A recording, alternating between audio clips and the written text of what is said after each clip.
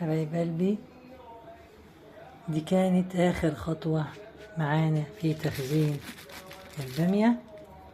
عبيناها خلاص في أكياس، كل كيس على قد الأكلة بتاعتنا، بحيث إن يبقى عندنا أكل نص مجهز، بحيث لما نبقى مزنوقين في أي وقت وجينا نضيف أو أي حاجة نطلع الخضار بتاعنا، مش لسه هنقعد نقمع ولسه نقعد نجهز في الأكل.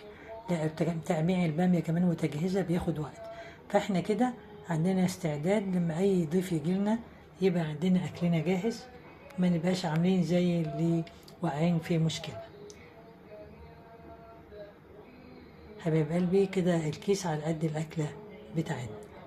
دي كانت آخر خطوة يا حبايبي في تخزين البامية.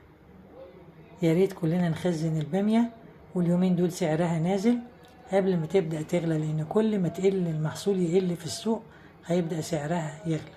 حبايب قلبي، بحبكم في الله، يسعدني ويشرفني اشتراككم في القناة، واعملوا لايكات كتير عشان يوصلكم مني كل ما هو جديد. ولنا لقاءات جديدة في فيديوهات أخرى جديدة. لكم مني ألف تحية وألف سلام، وإلى اللقاء.